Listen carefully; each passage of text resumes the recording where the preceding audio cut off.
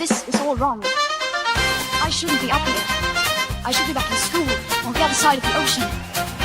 Yet you all come to us young people for hope. How dare you! Boring. Boring. Boring. Okay, you got it. Don't tell us what we're going to feel.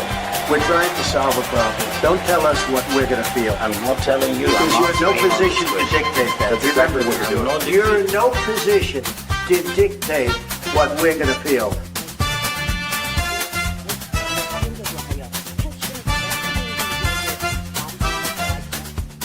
I call again for an immediate ceasefire in Gaza, the return of the sausages, the hostages. Things one and all to unprecedented TV here in 2026. Thanks very much for joining me. I'm Lembit Öpik, Chief Executive Officer and one of the presenters. We hope to have a fantastic year, and we're going to have a very interesting interview today with somebody who could be the next governor of California, a country which, a county, no more than that, a state which is almost the same population as the whole of the United Kingdom. Got that right in the end. We'll come to in a minute. Don't forget to subscribe and like. If you do, you'll find us at Unprecedented TV. The more of you subscribe, and it's free, the more we can do. That's my only request. That'd be a fantastic New Year's resolution. Please subscribe to Unprecedented TV. Now let's set the scene. American politics has always interested me, and it should interest you because it influences what happens in the United Kingdom. We used to have a special relationship, in my opinion. That's been ruined by Keir Starmer and his incompetent cabinet. That's just my opinion. You can have another one if you want. But undoubtedly, when we finally get a good government again, that special relationship will be important. Back to California. It's a very wealthy part of the United States.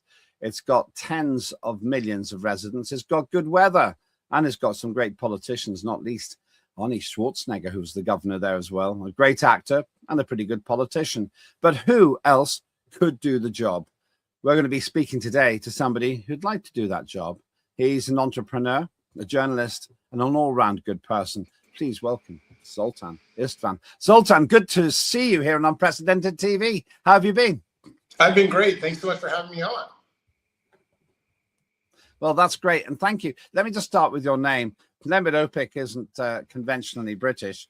Zoltqn Istvan sounds like a film star name, a bit like Schwarzenegger. Where's it from? Well, the name is from Hungary. Believe it or not, it's the most common Hungarian name in Hungary. But of course, in the United States or other places, it's quite esoteric.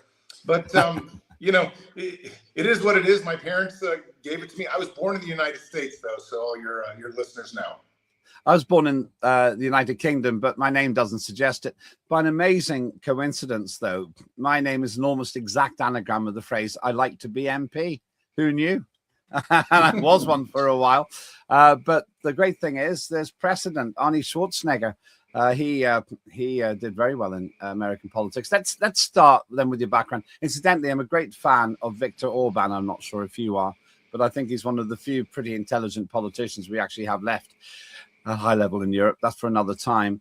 How is it that you found yourself in the political world? You've been a very successful entrepreneur. Why isn't that enough? Well, California is undergoing some big changes. I was born there in 1973, so I'm 52 now. And it's safe to say the last 25 years, the state has been in to some extent decline. In the last 10 years, pretty close to a free fall. Crime seems ubiquitous.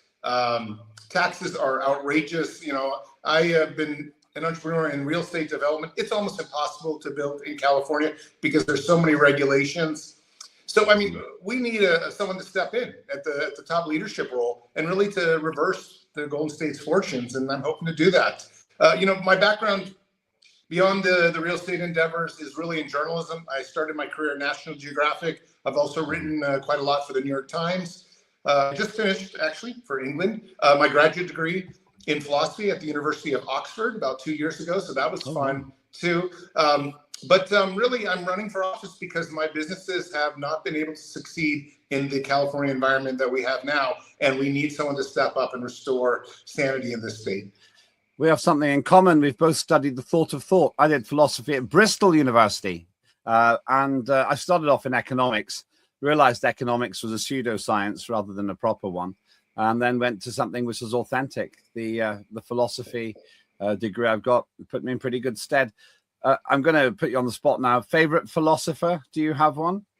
Oh, you get me in trouble, but Friedrich Nietzsche is probably my favorite, and I've studied quite a lot of his work. Interesting you say that, because when I was at university, some of the philosophers there sneered at Nietzsche. They said he wasn't a proper philosopher. I don't think they understood him. When he wrote a book called Ecce Homo, the first chapter, he was poking fun. The first chapter is entitled Why I Am So Wise. The second chapter, Why I Am So Clever. Third chapter, Why I Write Such Excellent Books. It was ironic, and people didn't realize that. I think he's a very impressive philosopher. I'd add David Hume there as well. He's a great philosopher as well. But anyway, let's not indulge ourselves too much. Let's go back into the political world. You're a Democrat. Why? Well, to be honest, I've also run as a Republican before. I'm not a party person. I'm a centrist when it comes down to politics, largely speaking. I just try to do reasonable things, and I want to run business, make money, pass down some inheritance to my kids. It's pretty simple, actually. But what's happened is in this world, at least in California, is that it's become impossible to do business, impossible to even go outside sort of the progressive woke culture. And that doesn't sound like a Democrat speaking, but again, I'm coming from a centrist point of view.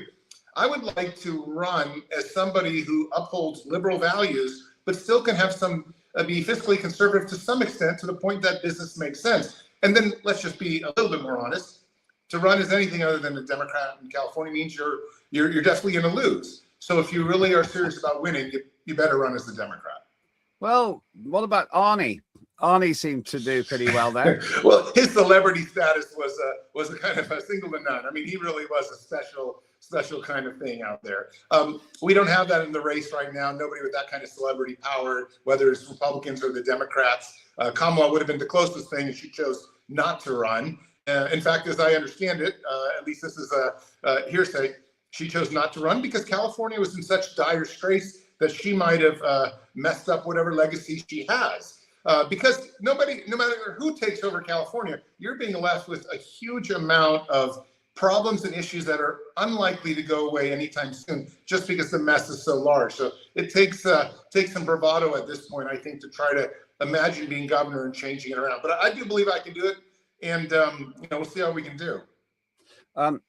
We'll come to Kamala in a minute. Now you've mentioned her, but our researchers indicate that they reckon you do have a star quality. You're regarded as a charismatic candidate. That may sound complimentary, but it also seems to be quite factual.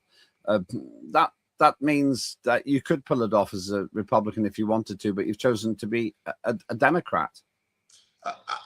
Honestly, look, I'm not sure even Arnold Schwarzenegger, going back to 10, 20 years, could pull it off as a Republican anymore. The state, since he was there, has really started to turn further and further left. I'm not happy about that. I would rather have a centric state, but it just seems like every single day we go further and further. And I think Trump has made California even further left because he scared so many of the liberals out here. So I just think from a sense school point of view, if you want to be competitive, you gotta run as a Democrat right now. And let me just say, I've always had very strong libertarian policies, and those tend to merge very well with a lot of the liberal ideas, women's rights, do with your body whatever you want. So honestly, I fit better on the liberal side than I do anywhere else. That said, as a business person, I certainly come in with fiscally conservative views.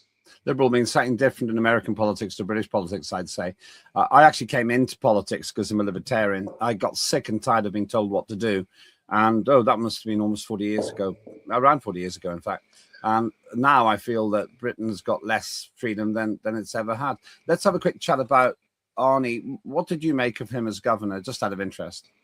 Yeah, well, he did fantastic. And honestly, I think that's sometimes what you need in the system. You have 10, 20 years of a certain type of party, these things stagnate. And it's nice to have somebody come up and shake the system up. It doesn't mean that the whole world's changing. It just means that you can, offset the pendulum. And let's be honest, we've had a pendulum. California went completely woke, went completely progressive. We weren't even, criminalizing petty theft anymore. So it was like you were having brazen robberies and just people stealing things. That you could see it in San Francisco. You just go downtown and you could see like gangs roaming around, just going to, you know, Walmart or whatever, the Rite Aids, and taking stuff by the dozens in their hand and just walking out. Nobody was arresting them. So it's good to have the pendulum swing the other way, I think, at times. And honestly, just, I don't think the liberals would like me saying that, but the truth is that a place and a country and people do better when things go back and forth and they right themselves over time. I'd have expected the Terminator to fix a lot of things like that. He wouldn't tolerate petty theft. One of my all-time favorite films is Terminator 2, but I'm sure you've heard that before. We'll come to Kamala shortly, since we are talking about Arnie and we're talking about wokeism. One of my concerns is, in my opinion, there is no climate emergency. I don't think there is. Arnie seemed to think there was, but he covered the whole state with, which I wrongly called county earlier on. That's my Britishness. This whole state with solar panels.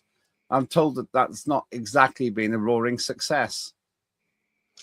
So look, it hasn't been a roaring success, but I believe it or not, I wish I had solar panels in my house right now, because the thing is, you can't even count on the electric companies anymore to provide power at any kind of reasonable cost. So let me just give you an idea. You know, we were paying like $300-400 at the peak month, maybe February, where I live in the Bay Area, San Francisco Bay Area.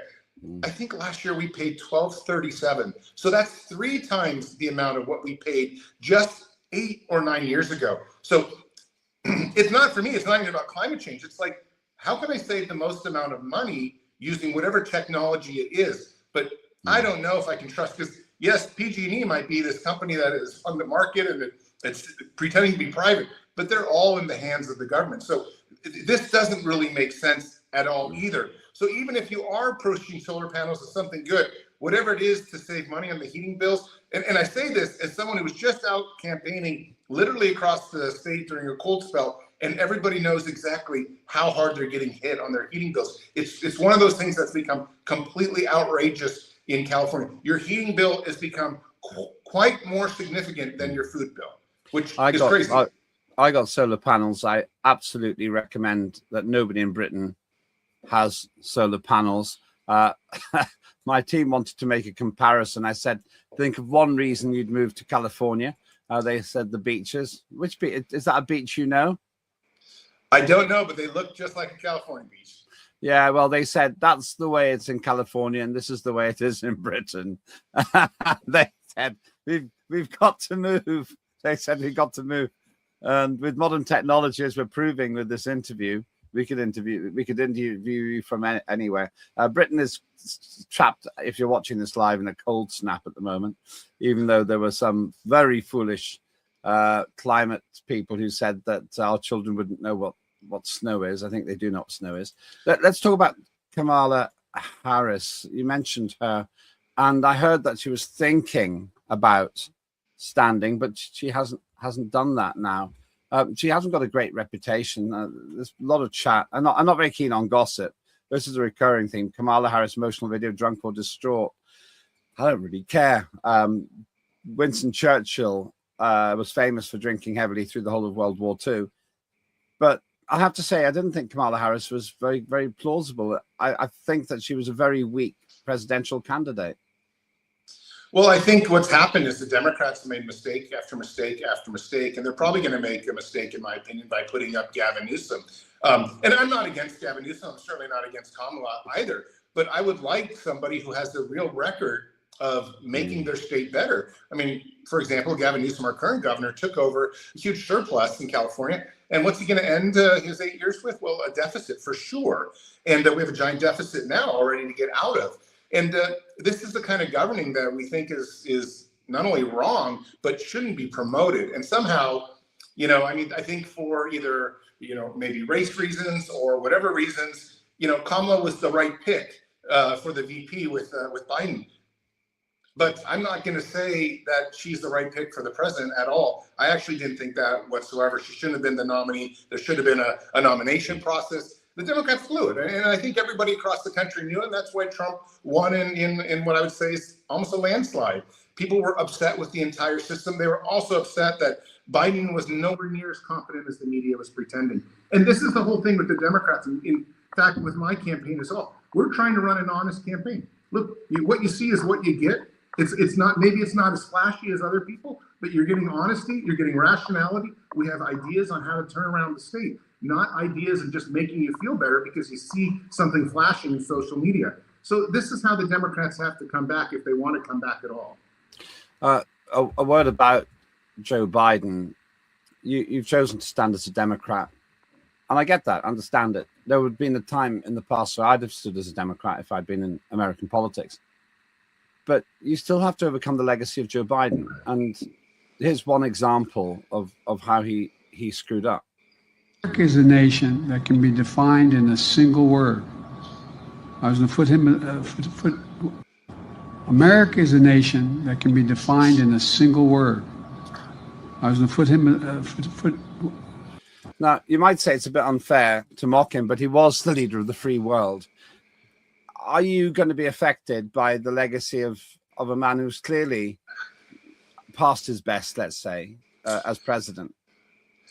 Not whatsoever. I think there's an entire new set of politicians making their way. You've seen Mamdani take over New York. I'm not a big fan of democratic socialism, but I am a fan of new people coming up and somehow rising up and leading their states or countries or cities, whatever it's going to be. And I think we need younger people in office as well. I mean, I think it's a little crazy to me.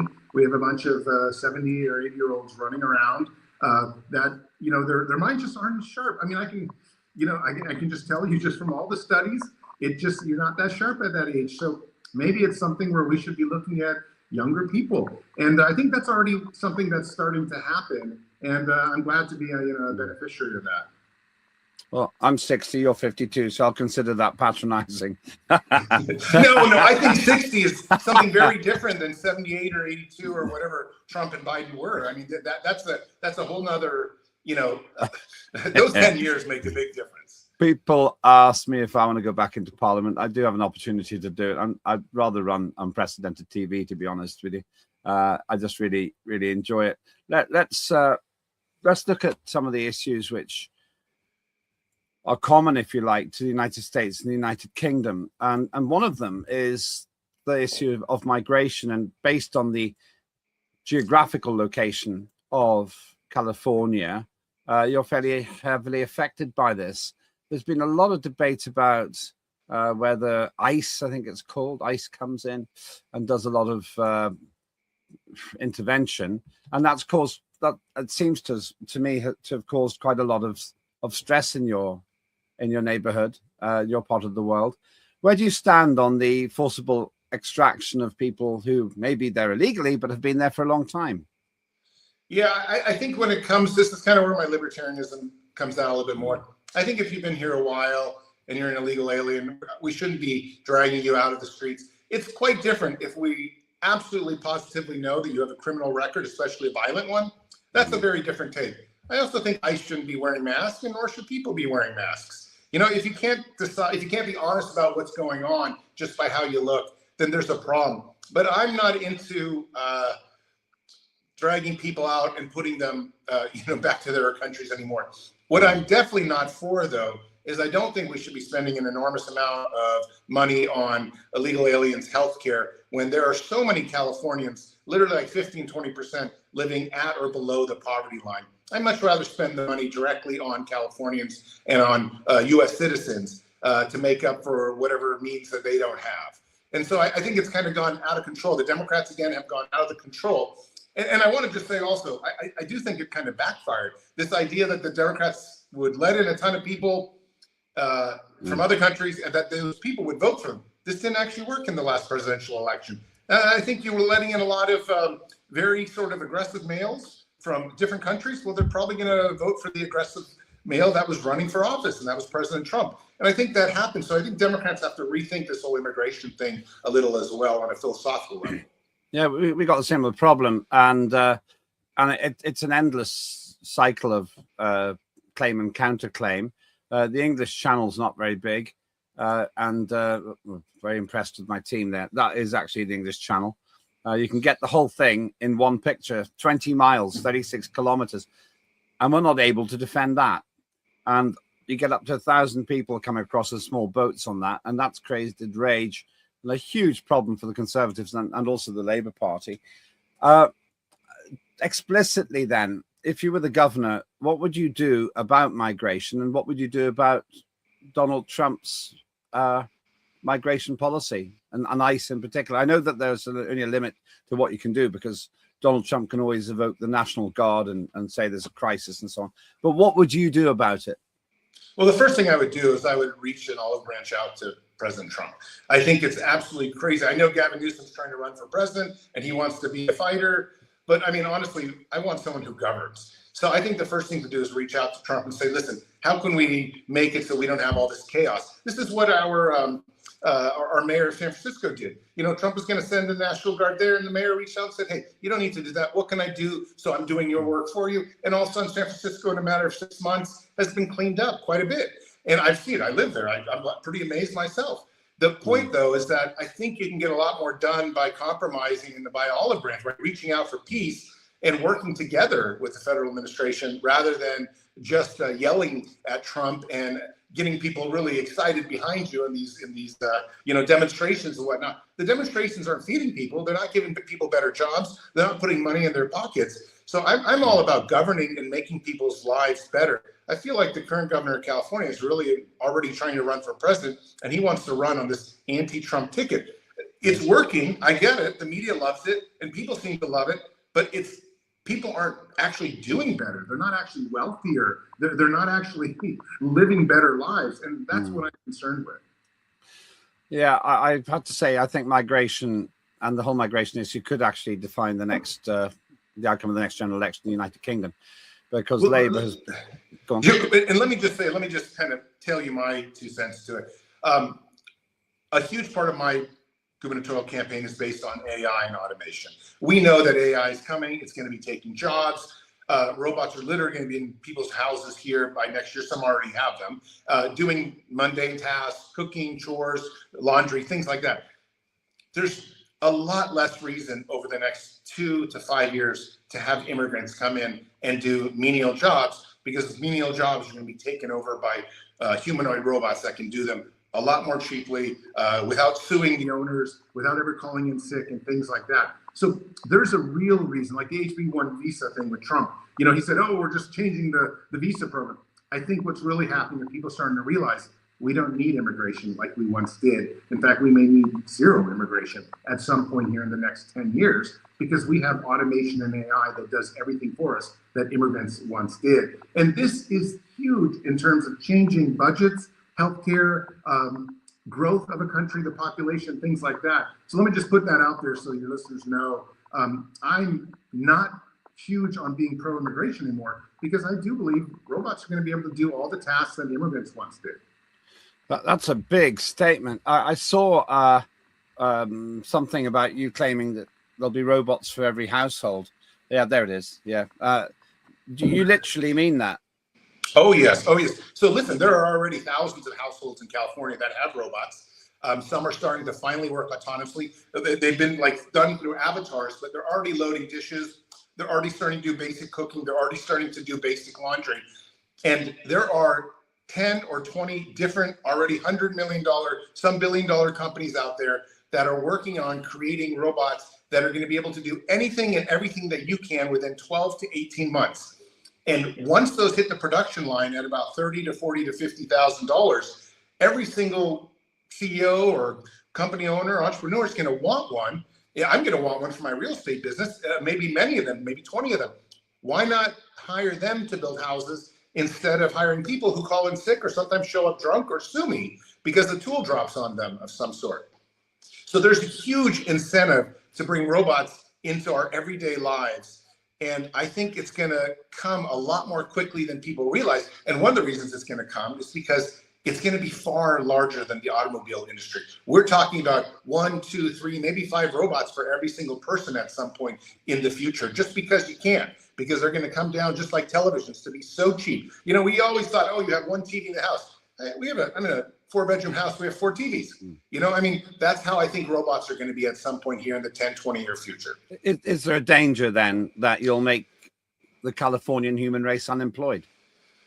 Yes, absolutely. And of course, that's why the biggest premise that I have in my gubernatorial campaign is we support a universal basic income for everyone that loses their job, and eventually for any adult that is living in California as a bona fide citizen. That's pretty expensive. How do you pay for that if the robots are doing all the jobs?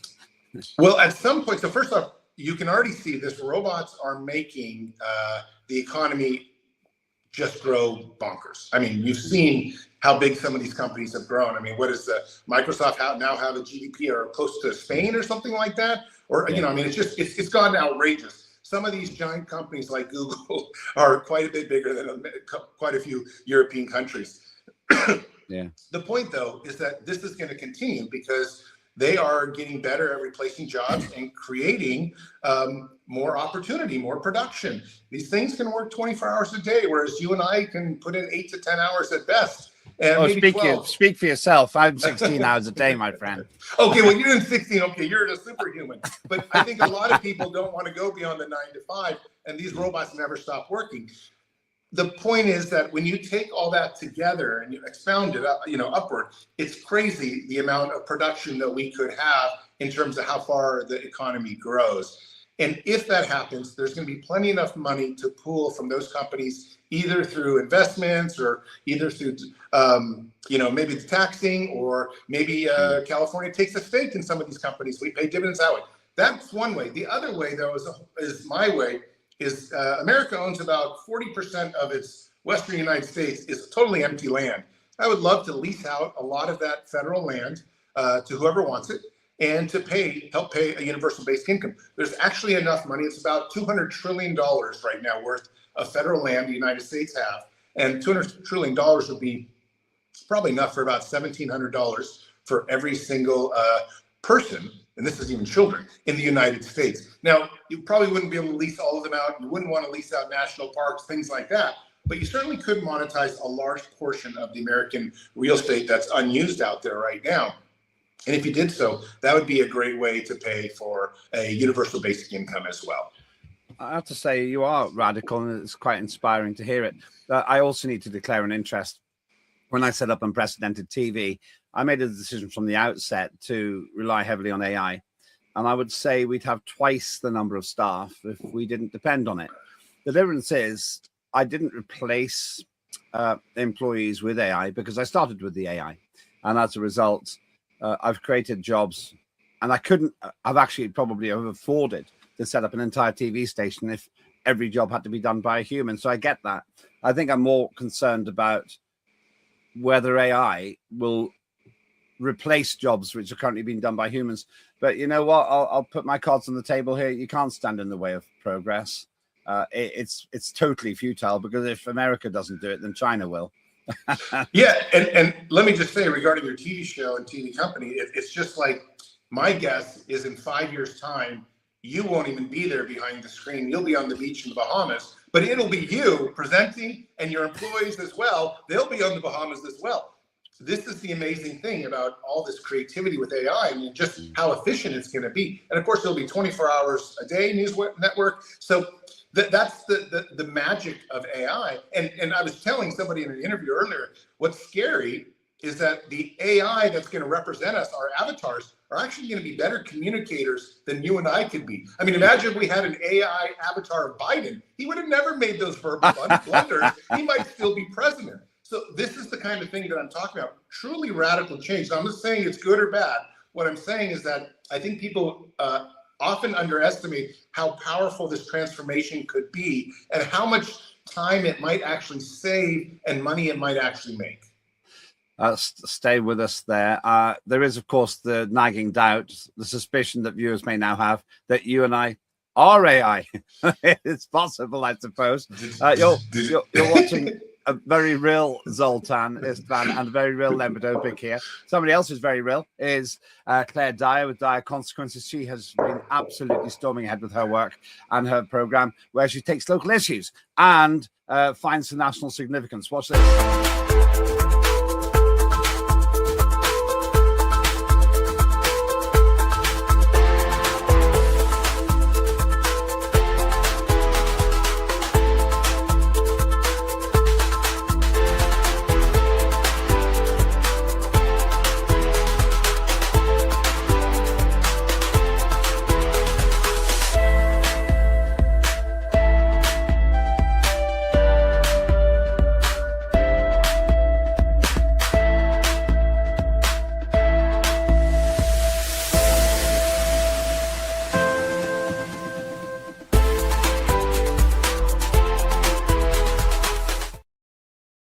That is Claire Dye Consequences, usually on a Tuesday morning, a Thursday afternoon, if you're watching according to Greenwich Mean Time, GMT, or UTC, if you don't like the colonialism of that. But back to my guest today. That's Zoltqn Istvan, the man who would be governor of California. Fascinating to hear what you say about robots. And as I say, I'm heavily dependent on AI myself, not as far as going to the point of believing that I'm having a personal relationship with ChatGPT. I know people who do, and if it works for them, that's fine.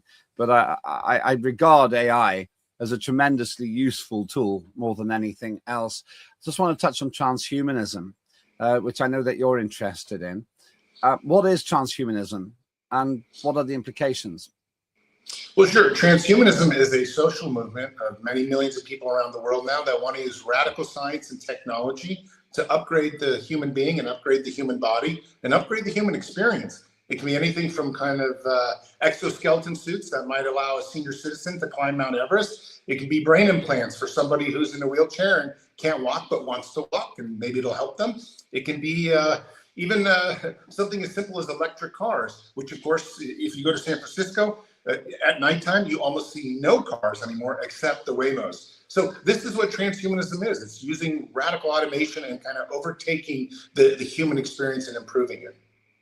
But is there a danger that with using AI in employment and promoting transhumanism, is danger the right word? Is there a possibility that you're going to erase humanity as we know it? This is what my graduate work at Oxford was on. Yes, of course. There's a huge danger. I would say the danger is 50-50. So let me tell you a really interesting thing that happened to me about 4 months ago. I was at Max Novastern's house. He's a co-founder of one of the cryptocurrencies of the ChatGPT founder, and Sam Altman. And we were at his mansion with about 80 other experts from artificial intelligence. I was there just kind of schmoozing with people, drinking wine and listening. It was a bit of a symposium. And every single person there believed that within 18 to 36 months, we would create a super intelligence.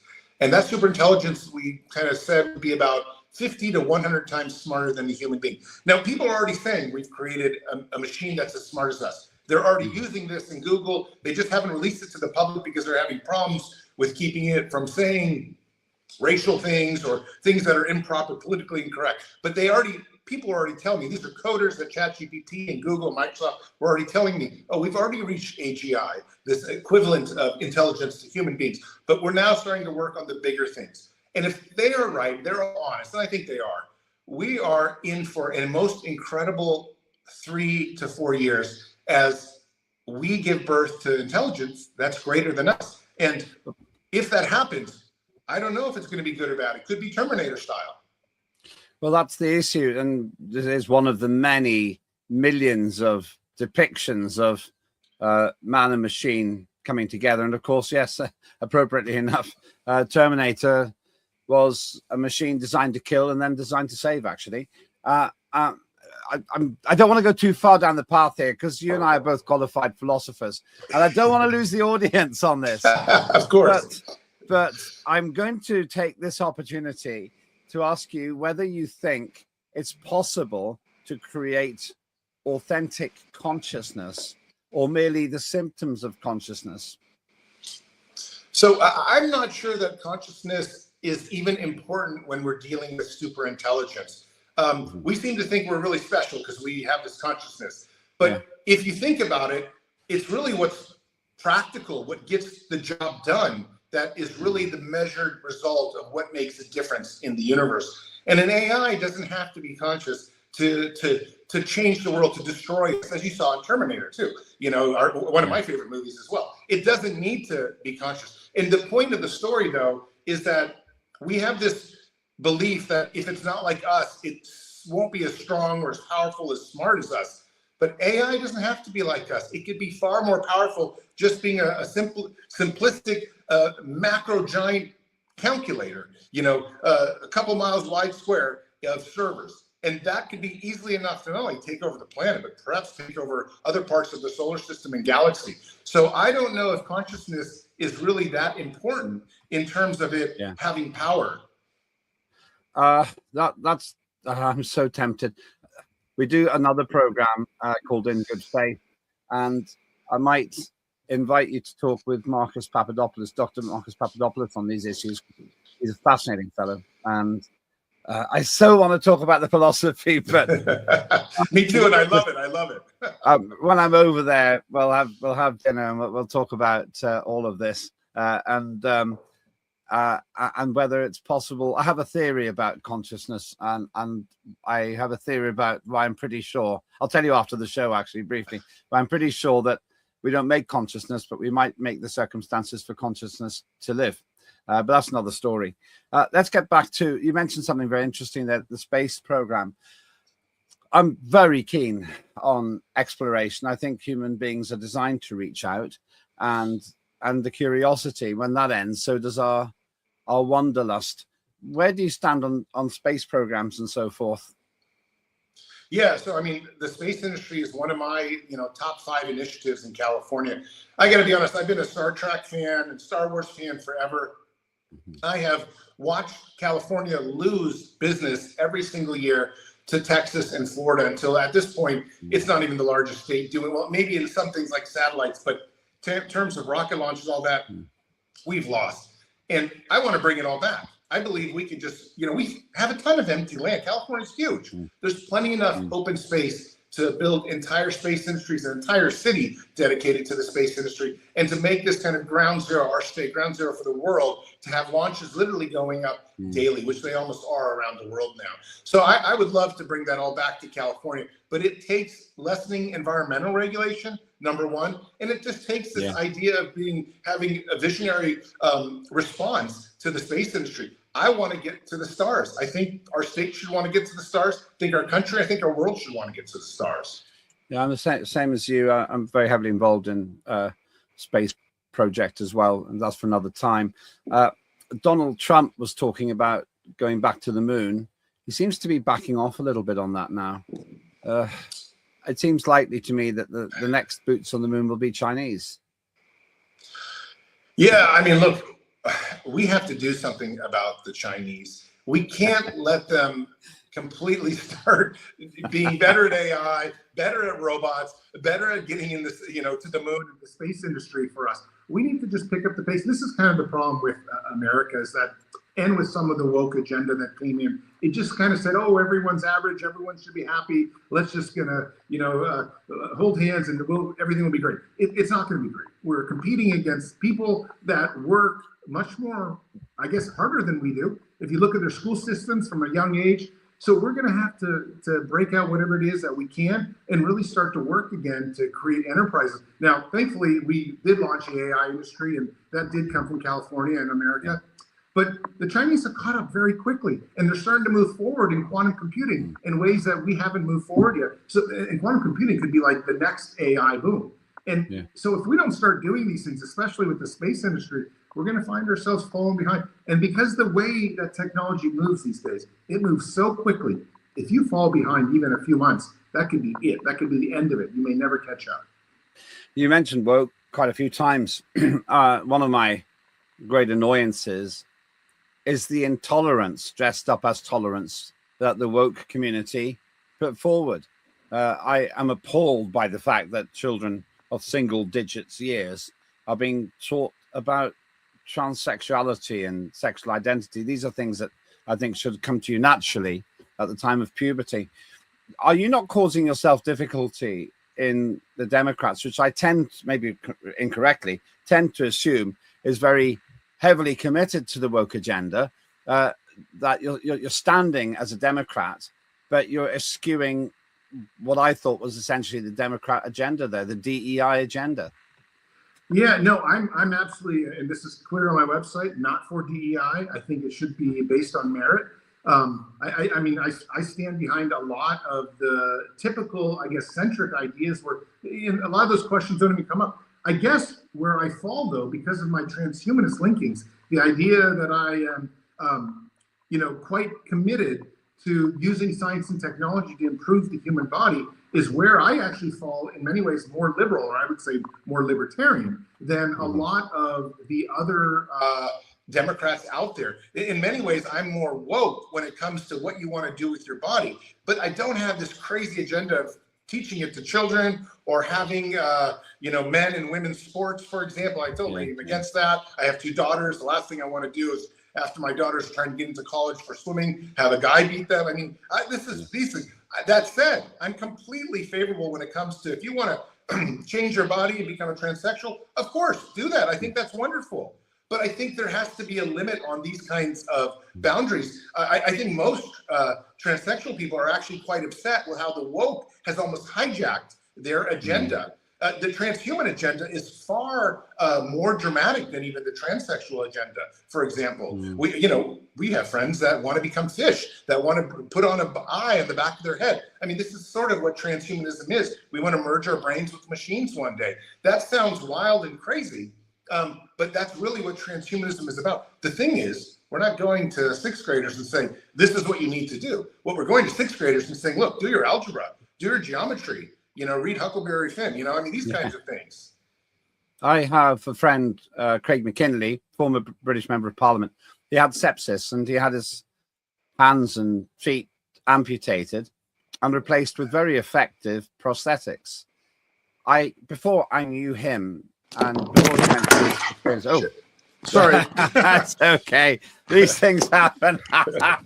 That's brilliant. That's really, it pretty much proves that you're not an AI. Well, I saw this funny hair in my face, and I'm like, oh, my wife is going to kill me when she sees that. But that is just fantastic. We're all better. That's the beauty of live broadcasting. It is midnight my time, so at least I have a little bit of an excuse. No, I was trying to get that hair out. It's endearing. It's endearing. That's what I think. But go on. I'm sorry to interrupt you. No, what I was saying was mundane compared to that. My friend Craig McKinley, he's got prosthetic arms and legs, and I wouldn't have thought about that as being transhumanism, but I suppose in a sense it is, because he's got his life back thanks to machinery. And I don't know quite what the mechanics of how they work, probably through muscle inputs. I'm not sure, but it's given him his life back. I suppose, in a sense, it's like the Bionic Man, $6 Million Man, something I watched when I was a kid. There's an opportunity to give people their lives back through transhumanism. Of course. So transhumanism, people give it such a bad rap, but let's look at what it really is about.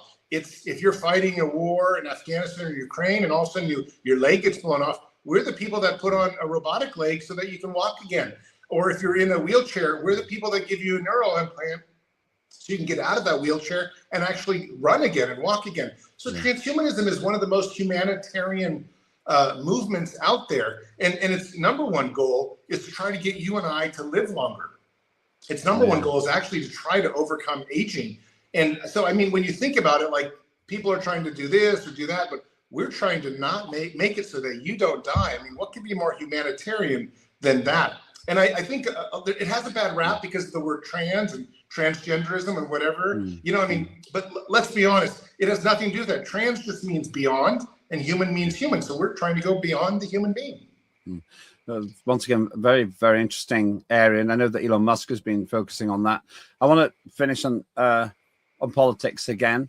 Your honest view of how Donald Trump is doing, and I put my cards on the table here again. I think that he's genuinely trying to get peace where others didn't bother. The European Union stands condemned for simply feeding the Ukraine war, while I think that Donald Trump's making a serious effort to resolve it. But what do you think of Trump's performance generally as president?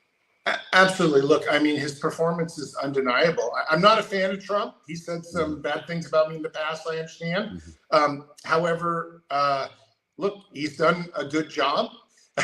He's done internationally. He's definitely going to be in the history books for that. I mean, he's solved a lot of crises, and I bet he's going to solve the Ukraine-Russian thing. I think eventually that's going to figure itself out as well through him. I mean, he's a master diplomat. I think the Democrats don't give him enough credit for that. I wish they did. That said, he had made plenty of promises on fixing inflation and affordability. I see a lot of wealthy people getting a lot wealthier and the poor people getting poorer. So in that sense, I'm quite disappointed. But when it comes to, solving in the international world, I think he's done a very good job. Yeah, he's certainly a maverick. He's certainly shaking things up. Question for you then: any ambitions to go to the White House yourself? Yeah, of course, of course. Somebody always thinks that, but right now I'm really focused on California.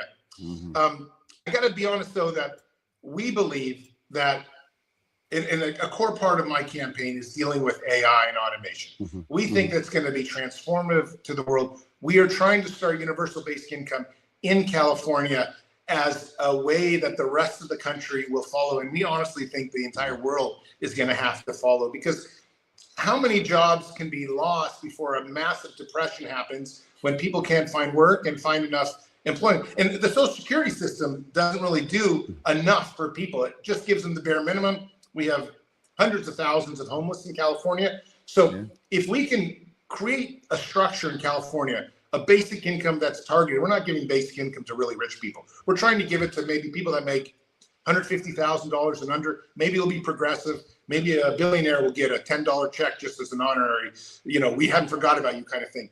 But we're really talking about the people that are paycheck to paycheck. When you go on the streets in California like I have, and you talk to them, you realize that these people, they get a flat tire, and that puts them 50% closer to being homeless. It's something that's become, and I know the same thing's happening in England. You guys have an incredible, a better system in terms of taking care of the poor. You have far less homeless, but it's not good enough. There's so much angst out there. I was, having just studied at Oxford, I can tell you, I felt the angst all around. But we have it even worse here in California. So we need to do something about that. And I think universal basic income is the best way forward in the age of AI and automation, where we're probably going to have a job apocalypse within 2 to 4 years' time. And of course, I'd love to take that to a national level. That's probably going to be something, maybe the saving grace of many democratic countries around the world here in the next decade's time. Last word to you on this one. Why should people vote for you? If you have to give, you can have a 1 minute party political broadcast for let me tell you, Zoltan. A Democrat is going to win the California gubernatorial election. I'm the most right of those on the left. So if I fit that for you, if you want a centric person who is still a Democrat and still has that possibility of winning, I'm your person. I'm going to restore California, not just the fiscal responsibility it needs, but also just the rationality. Forget the progressive woke stuff. I'm just going to bring it so that we can all earn some money, have a good living, raise our family, and live in the beautiful nature of the Golden State. Nicely done. That's really impressive. And that was probably about 48 seconds. I'll time it later. Thanks so much indeed. It's been a real pleasure to talk with you. And we must do this again. We must indulge ourselves with philosophy at some point. I would love to do that. It would be fun. Where can people find out more about your campaign? Sure. My campaign website is Zoltqn Istvan 2026.com. And I'm all over social media. So just Google Zoltqn Istvan and you'll find me hopefully everywhere. That is great. It's really good to speak with you. That is Zoltqn Istvan. If you are a voter, do have your say. Go to at Lembit Öpik on X, or you can please like and subscribe to Unprecedented TV on YouTube as well. What an interesting fellow, and hopefully he'll be a friend to the station. And please, you be a friend too. If you like what you said, please, if you like what you saw, then please do repost it. Feel free. I'm never going to complain about you breaching the copyright. The more people see us, the better. That was Zoltqn Istvan, possibly the next governor of California, and who knows, perhaps a future president of the United States of America too. I'm Lembit Öpik. This is Unprecedented TV, and we try to bring you the most interesting people. I think we've just done that. Have a good day.